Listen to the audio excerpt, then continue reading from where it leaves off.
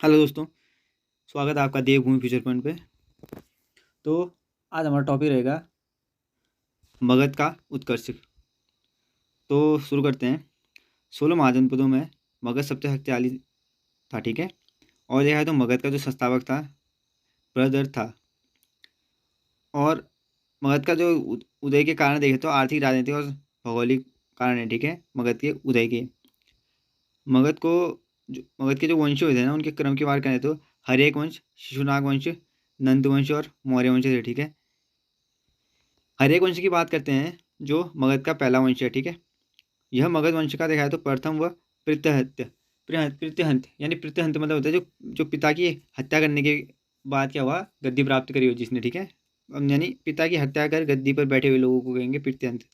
तो इसके जो संस्थापक थे ना, यानी हर्यक वंश के जो संस्थापक थे बिम्बी सार थे, ठीक है।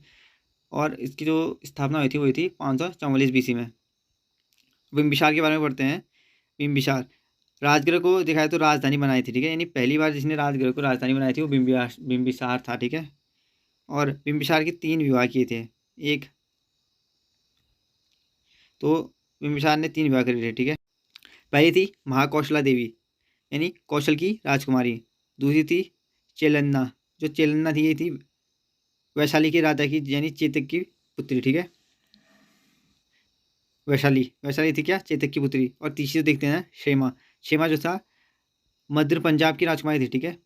तो मगध साम्राज्य का देखा तो पहला जो व्यक्ति था बिम्बिसार था, ठीक है, जिसने विवाह करके साम्राज्य की नीति अपनाई थी। यानी बिम्बिसार जो पहला व्यक्ति था मगध का जिसने क्या किया था, अपने जो साम्राज्य विस्तार की जो साम्राज्य विस्तार के लिए जो रणनीति अपनाई थी वो क्या थी, विवाह रणनीति अपनाई थी, ठीक है।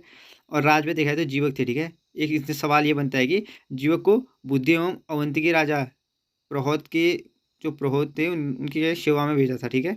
और ये जीवक किसके राज दरबारी थे, तो किसके थे राज दरबारी, बिम्बिसार के। आगे देखते हैं अजातशत्रु।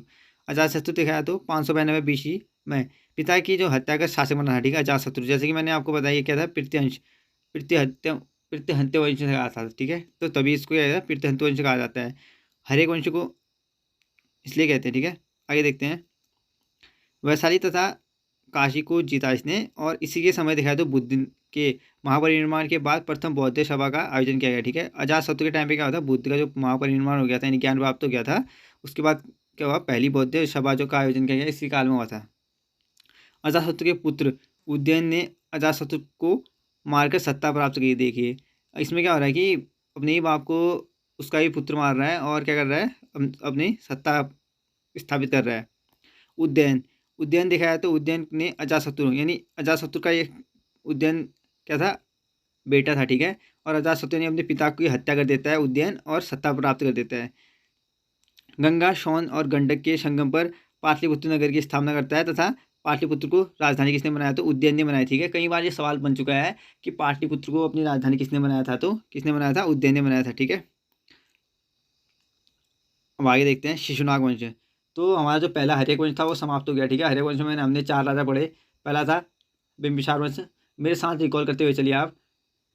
हर्यक वंश में 4 राजा पढ़े थे। बिम्बिसार वंश था, ठीक है, जो क्या था, जिसने क्या करी थी, राजगृह में अपनी राजधानी स्थापित करी थी और पहला शासक था, ठीक है, हर्यक वंश का। उसके बाद अजातशत्रु बड़ा और उदयन बड़ा, ठीक है, 3 राजा बड़े। अब देखते हैं जो चौथा है शिशुनाग वंश देखते हैं, और दूसरा वंश है, ठीक है। पहला हर्यक बड़ा, दूसरा है शिशुनाग वंश। अब शिशुनाग वंश के जो संस्थापक है वो शिशुनाग है, ठीक है। और इनकी जो राजधानी है ना वैशाली है। शिशुनाग ने अवंती को मगध में मिलाया था, ठीक है। जो अवंती था उसको क्या है, मगध में किसने मिलाया था, शिशुनाग में मिलाया। शिशुनाग का जो पुत्र था ना, कालाशोक था, ठीक है। शिशुनाग के पुत्र के बारे में पढ़ रहे हैं। शिशुनाग का पुत्र कालाशोक था। तो कालाशोक के बारे में पढ़ते हैं अब। इसने राजधानी दिखाया तो पुनः पाटलिपुत्र कर दी थी, ठीक है, कालाशोक ने।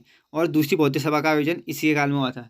तो दूसरी बौद्ध सभा का आयोजन इस काल में होता है, किसके, कालाशोक के काल में। जैसे कि हमने पहली बौद्ध सभा का आयोजन पढ़ा था, तो वो कहाँ पढ़ा था, वो पढ़ा था हमने अजातशत्रु के टाइम पीरियड में, ठीक है। आगे देखते हैं। शिशुनाग वंश का देखा है तो अंतिम शासक है, ठीक है। जो अंतिम शासक कौन था शिशुनाग वंश का, तो नंदीवर्धन था, ठीक है, जो शिशुनाग वंश का अंतिम शासक था। अब आगे देखते हैं।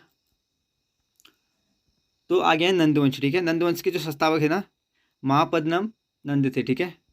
महापद्म नंद, तो महापद्म नंद जो थे वो भारत का देखा तो भारत का प्रथम शासक था, ठीक है, जिसने क्या किया, एकराट की उपाधि धारण की, ठीक है। एकराट की उपाधि धारण की किसने, महापद्म नंद ने। और महापद्म नंद के जो अत्यधिक दिखाया तो शक्तिशाली होने के कारण परशुराम का दूसरा स्वरूप कहा गया, ठीक है, पुराणों में। तो परशुराम का दूसरा स्वरूप पुराणों में इसका जो उपनाम दिया गया वो किसको दिया गया, वो महापद्म नंद को दिया गया है।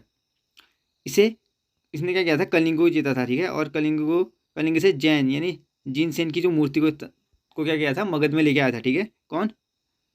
महापद्म नंद। कलिंग में दिखाया तो इसने एक नहर खुदवाई थी, और इसके जो प्रमाण मिलता है ना, हाथी गुम्फा अभिलेख से मिलता है, ठीक है। और खारवेल द्वारा निर्मित था, ठीक है। हाथी गुम्फा अभिलेख किसके द्वारा निर्मित है, कई बार कई एग्जाम में पूछा गया ये सवाल है। जो हाथी गुफा अभिलेख है ना, ये मिलता है, ये है कहाँ, खारवेल द्वारा बनाया गया था, ये पूछा जाता है मतलब। आइए देखते हैं हाथी गुफा। और दिखाया तो धनानंद, जो धनानंद है ना, ये नंदवंश का अंतिम शासक है, ठीक है। धनानंद इंपॉर्टेंट है, नंदवंश का अंतिम शासक कौन है, धनानंद है। और सिकंदर का आक्रमण हुआ था इसके टाइम पे, ठीक है, धनानंद के टाइम पे। और मौर्य का आक्रमण तथा मौर्य वंश स्थापित किसके टाइम पे हुआ था, तो धनानंद के टाइम पे हुआ, ठीक है। तो ठीक है गाइस, आज का ये वीडियो यहीं पे समाप्त करता हूँ मैं। पढ़ते रहिए देवभूमि फ्यूचर पॉइंट के साथ। और जो हमारा अगला वीडियो रहेगा वो रहेगा मौर्य पूर्व विदेशी आक्रमण, ठीक है, यानी मौर्य से पहले के विदेशी आक्रमण। तो अब इससे आप इसके नोट्स बनाते हुए चलेंगे मेरे साथ साथ, तो आपको ज़्यादा सटीक से सब सारा जो है मैंने पढ़ा है वो सारा समझ में आने लगेगा। तो उम्मीद है आप इसको नोट्स बनाते हुए चल रहे होंगे। और अगर आपको कुछ समझने में थोड़ा प्रॉब्लम हो रही हो तो वीडियो को 1 से 2 बार देख लीजिएगा, निश्चित ही आपको इससे मदद मिलेगी। ठीक है गाइस, थैंक यू।